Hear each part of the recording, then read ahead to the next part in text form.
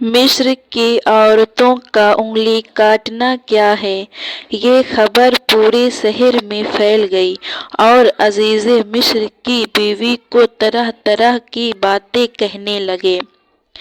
جب یہ بات عزیز مصر کی بیوی کو معلوم ہوا تو اس نے ایک دعوت کا انتظام کیا اور مصر کے تمام عورتوں کو دعوت پر بلایا۔ دعوت کا دن آیا، عزیز مصر کی بیوی نے سب کو ایک برتن جس میں پھل تھا تھما دیا اور ساتھ ہی ایک چھری بھی دیا اور یوسف علیہ السلام کو سارے مجمع کے سامنے بلایا۔ جب یوسف علیہ السلام تشریف لائے تو ساری عورتوں نے پھل کے بجائے اپنے ہاتھ کاٹ لیے اور ان کو کوئی احساس بھی نہ ہوا اور کہنے لگیں، یہ انسان نہیں، یہ تو کوئی بزرگ فرشتہ ہے۔ وہ ساری عورتیں آپ علیہ السلام پر دیوانی ہو گئیں۔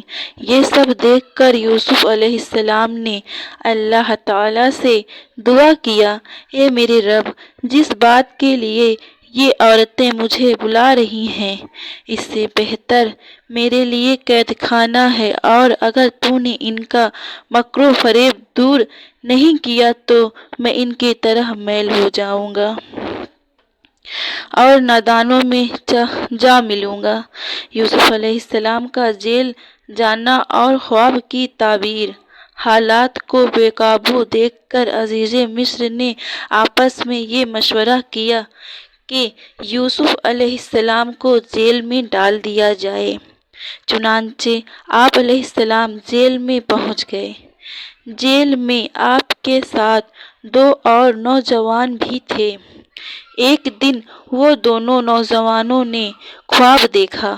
چونکہ وہ دونوں نوجوان آپ کے ساتھ رہ کر یہ جان گئے تھے کہ آپ علیہ السلام بہت نیک اور بہترین انسان ہیں، آپ کے پاس آئے اور اپنی خوابوں کے بارے میں بتایا۔ ایک نے کہا، میں نے خواب میں اپنے آپ کو شراب نچوڑتے ہوئے دیکھا ہے، اور دوسرے نے کہا، میں نے اپنے آپ کو دیکھا کہ اپنے سر پر روٹی اٹھائے ہوئے جسے پرندے کھا رہے ہیں۔ یوسف علیہ السلام نے ان کو دین کی دعوت دی اور اللہ کے فضل سے آپ نے خواب کی تعبیر بتائی۔